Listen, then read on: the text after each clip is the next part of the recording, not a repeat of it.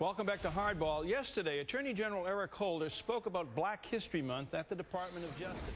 Though this nation has proudly thought of itself as an ethnic melting pot, in things racial, we have always been, and we, I believe, continue to be, in too many ways, essentially a nation of cowards.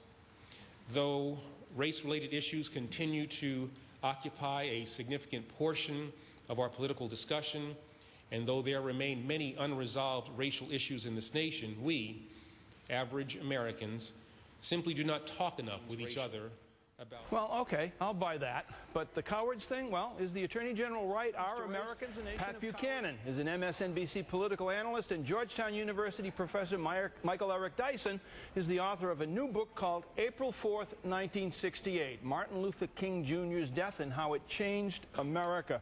Professor Dyson, my old friend, I got to tell you, I was kind of surprised when I heard Eric Holder say we are a nation of cowards. I don't think we are when it comes to race. I think we might be awkward in talking about it.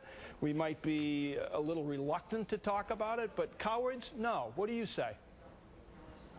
Well, Brother Barnacle, my dear friend, I think that Mr. Holder, Attorney General Holder, who's an extraordinarily eloquent and balanced man, he's very judicious, not seen as a radical by any measure, this man got to the heart of the matter. His point was that we are cowardly when you compare us to other arenas of expertise and pursuit in America. We are not willing to be second to anybody when it comes to the space race, when it comes to technology, when it comes to this failed economy, unfortunately, but when it comes to our sense of competition. But when it comes to race, we lag far behind. We don't have the ability to step up to the plate and be honest about all of the array of problems that we continue to confront. I think Mr. Holder was trying to suggest to America, let's allow the rest of our grand legacy of American democratic experimentation match us when it comes to speaking openly and honestly and forthrightly about race. Many people think that we live now in a post-racial society because of President Barack Obama's ascendancy to the highest office in the land. That is just not true. Neither should we be. We shouldn't be post-racial.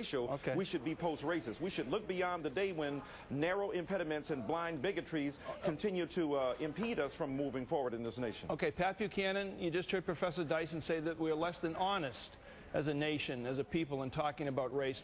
What do you think happens with white guys like you and me when we talk about race in honestly, at least from our perspective? What happens? Oh, I've spoken honestly from my standpoint. I know you really get fired upon. But let me say this about Mr. Holder. This is a remark of almost paralyzing stupidity. If you want to start a discussion about how there is a measure of social self-segregation going on, I mean, you got black churches, black caucus, colleges, and black clubs. There is that. If he wants to discuss that, Mike, you don't start it off by insulting the people you want to talk to. I mean, that was not an invitation to a discussion. It was an invitation to a fight when you call us a nation of cowards. Secondly, no nation on earth has done more in the last 50 years, the American people and American nation, to bring this people of color into full participation in American society, and none has succeeded more. And to call us cowards, I think, it really not only chops off the conversation, it is a blatant lie. Professor Dyson? Well, let me respond to that. First of all, when you say self-segregation, the black church didn't come into existence because it desired to be separate from the white church. The white separatist movement within American Christianity forced black churches to start their own. The Congressional Black Caucus came into existence, and white supremacists value... Well, we're having a little difficulty there with Professor Dyson. Black people in America... Black people in America continue to exist within the context of segregation. That segregation is largely imposed from without. What we need to do then is to argue about the necessity for America to embrace all of its different colors, all of its vital ethnic and racial strands, so that we can be truly e pluribus unum out of many one. Pat Buchanan. Well, let me just say this to Professor Dyson. Look, I think coming on these TV shows and having a discussion, even an argument, is a good thing. But you don't get a discussion when you walk on and say, first off, I want to say you all are a bunch of cowards, because it's not true. It's an insult. And, well, he said we are a nation of cowards. Was he talking about himself? I mean, was he talking about Obama sitting there silently when Reverend Wright went into his racist diatribes? Who was he talking about? No. Most of us think, let me tell you what he's talking about. He's talking about America. Look at this point. You know, you say you want honest conversation, and Mr. Barnacle started the conversation. What happens when we white guys speak honestly about race? Well, I'll tell you what happens. When you speak honestly about race, you tell the truth about what you feel. All of us should be allowed to do that. The question is, when we put our bona fides on the table, when we establish what we think are the baselines for racial conversation in America, we have to be honest and willing to say, hey, maybe we didn't get it right. Maybe white supremacy, social injustice, the owning of slaves, Jim Crow law, and vicious bigotry have not led to the best experiment in democracy. Dyson. Hold on. And what we must do now is to acknowledge that and then move forward. It's not so when black people tell the truth, then white feelings of guilt and offense come about. Okay, let me tell some truths. Let me tell some truths. White folks in America are not responsible for the 70% illegitimacy rate in the black community. We are not responsible for the fact that African Americans commit crimes at 7 times the rate of white Americans. We are not responsible for the fact that many more children in the African American community, 75%, are born out of wedlock, as I said. All of these things are the responsibility of the African American community, and its leaders should address the problems in their own community and stop blaming folks who aren't responsible. First of all, Jesse Jackson has been responding to that issue for the last 40 years. Many people have been having a vibrant, vital, consistent conversation about the necessity for self-responsibility. What I didn't hear you say is that black people are not responsible for Oscar Grant when he goes out in Oakland and then gets viciously assaulted by a policeman. We are not responsible for chimpanzee commercials and cartoons put forth by the New York Post that draw, let me finish, that draw an implicit relationship between the president... Well, we're having trouble with Professor Dyson.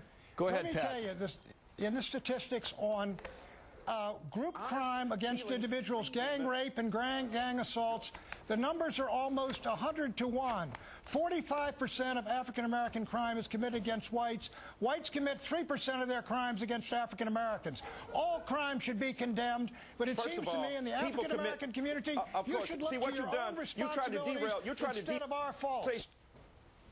Responsibility for taking step. According to you, the entire problem of racial fascism in this country rests upon the backs of black people. You have not owned up to, at one point in this conversation, the reality that the dominant American culture has fed and fueled the vicious divisiveness that we continue to confront. So now you're trying to scapegoat. You continue to blame. Look.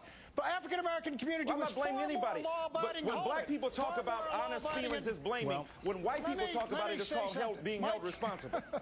Well, look, Professor, you don't want to be responsible. You don't want to be responsible. Professor Dyson begins with I. Eric Holder was right. This nation must live up to the true meaning of its creed, and we must engage in some serious analysis of what is going wrong in the country. If we can't be honest about that, many black people are used to hearing negative things about themselves every day in the press. Many white people are not. It's time that we share the burden and redistribute the pain, and all of us engage in a convincingly open, cogent explanation about why we are where we are racially, and Eric Holder has done that with his brilliant comments. I think, Professor, you got to take a little more responsibility for your own community. Brother, we've been responsible. What I need to hear you talk about is responsibility for what America has done to so many, not only African-American people, Native peoples, First Indigenous people, and then all of us can move toward a society where we eat pluribus. No better country on earth for African people than America. We got to go. No better country. We love America. That's why we have a black president. And that's why we're not a nation of cowards, Professor Dyson. I loved it even before that. Well, you know what? Here's my point. My point is simply this. The election of one black man in public housing on 1600 Pennsylvania Avenue will not solve the problems of the nation. Barack Obama understands that. The rest of us should understand that, too. It's an enormous move forward, but we still have work to be done. That's all we're suggesting. It's both and, not either or. Michael Eric Dyson. I think you do have work to be done, and we have work to be done. I agree with that. And Pat Buchanan. Thank you very much. Up next.